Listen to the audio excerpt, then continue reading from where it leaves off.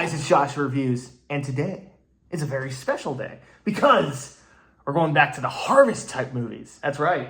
We are reviewing another one of those movies that have Harvest in the title. Why? I don't know. There just seems to be a lot of Halloween movies with the Harvest in the title. So I figured I'd wear my special pumpkin shirt. Got this at Walmart a few years back, and of course I love it. So, what film are we reviewing today? Night Harvest. Yeah, so this is a film that kind of just popped up out of nowhere. Literally, I was planning like the films to review this month, and this one just randomly popped up, and I had no idea what it was about. It just kind of came out of nowhere. I was like, hey, that doesn't look half bad. I think I'll check it out. So, if you've seen the movie Firestarter, this movie is like a mix between Firestarter and the movie Scarecrows. And if you've seen the movie Scarecrows, then you kind of know what I'm referring to. Because that movie is about a bunch of, well, this movie isn't like about like military, like, well, not military, but like, you know, crows, like thieves, like, you know, trying to escape prison by, well, basically it's a group of teenagers on the run. It's a brother and sister duo, and they're friends. And the brother has basically has fire powers. That's essentially it. He does the typical, like, you know, 11 thing, and he can control fire. And what ends up happening is their RV breaks down in the middle of like a remote farmhouse, and this psychotic serial killer pumpkin wearing psychopath just basically, they just happen to cross paths, and he starts killing them one by one, and they got to try to find a way to stop him, and maybe the powers will come into play somehow. That's pretty much the plot. And watching the trailer, I was like, this looks not as bad as, you know, a concept with that. You know, you hear that, and you're kind of like, that kind of gives me like Friday the 13th Part 7 vibes. So some people really don't like the they don't like the superpower kind of like psychic ability angle that movie went for, but I didn't mind it. So this, you know, I think this is pretty cool, dope concept. How is it executed? Well, my opinion, I don't know what it was about this movie. This movie was really entertaining. This film really surprised the hell out of me. This film like kept my interest from start to end, from beginning to end. That's what I meant to say. This film surprisingly was decent. I didn't expect that. So again, this movie just kind of came out of the blue. So I was honestly debating if I was going to review it or not, but I decided, nah, I'll review it. Glad I did. Had a good time with this film. One thing I really liked about this film were the characters. The characters, they like I said before, characters don't have to be the most smart or even like the most like well-rounded characters. They don't need to have a backstory that's like, you know, super complex. They just need to be engaging and interesting to watch. And these characters were. I legitimately cared about like at least 3 of them. The other 2 were just kind of there to get killed, and they die like literally instantly. So it wasn't really like, oh, you know, I can get like, I didn't really know that much about him. I hope I don't really have, oh, they're dead? Okay, we didn't spend too much time with them. Okay.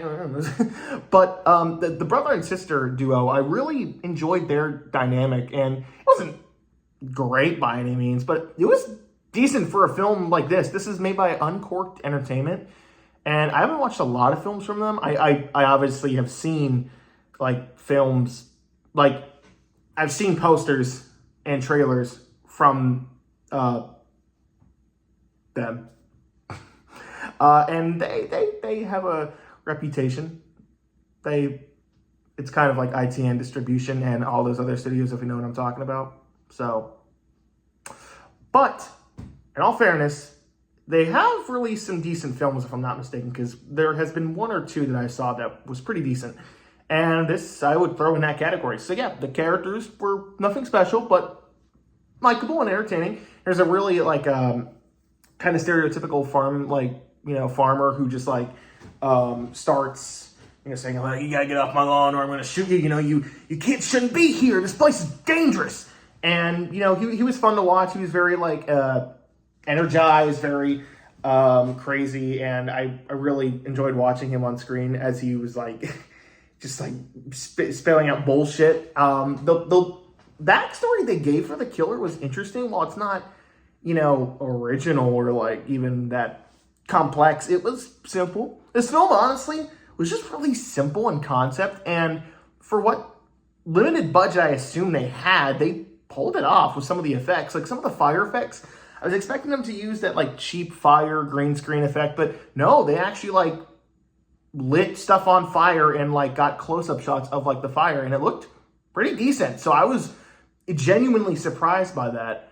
And one thing I really want to commend this film for is the fucking soundtrack. The soundtrack in this movie was really fucking good. I don't know who did the soundtrack for it. I gotta look it up. But when the end credits were playing, and I think it's Judd. I think that's the killer's name, Judd. It's a weird name. Judd's theme started playing. I was like, okay, I'm feeling it. Yeah, this is pretty dope. And if you're a gorehound, there's not a lot of kills, and there's not really a lot of kills that are like that graphic, but for a cheesy low-budget slasher, some of the kills are pretty decent, and I gotta admit, some of them I gotta laugh. This movie overall was just really fun. It really surprised me with how entertained I was. There is a moment where two characters are, doing it, and the one, the female riding on top of her boyfriend basically is like saying, she's gonna push it in deeper, and this got a genuine laugh out of me. The boyfriend says, "It already is in deep, bitch," and that just made me burst out laughing. So there's little lines like that where it's really, I almost feel like they knew what they were doing. They were making like a low budget slasher, or like a kind of like a throwback to like 80s, 90s slashers, or if like that kind of creature feature B-movie-esque feel. I don't know if there's like a specific film of that category, but don't matter. But whatever their goal was with this film, they accomplished it. I mean, it's obviously, it definitely takes a lot of inspiration from Firestarter, and which I haven't seen, neither the original or the remake, or the, for whatever reason, sequel they did, which, was that Carrie? I know they did a sequel to Carrie. Either way, it doesn't matter. So, yeah. This was a pretty decent film. I mean, okay. If I have to talk about the issues, because I typically do, obviously, it doesn't look that great. I mean, for a low-budget film, it looks fine, but it doesn't look that great. Some of the camera work is a little shaky. Some of the acting could obviously be better. I think there's a cop character who's acting, I kind of was like, I'm not really feeling it. I'm not really feeling the vibe he's going for. I don't know. I don't think the delivery really worked for me. And obviously, it is low budget, so they are limited. Some of the scenes you can tell where they had to shoot limitations.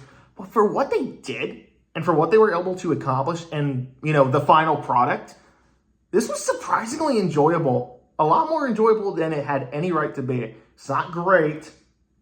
Don't, get that twisted. It's not great. But, it's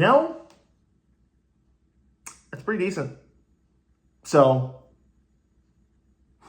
I'm going to give it a B. Yeah, I'm sticking to that rating.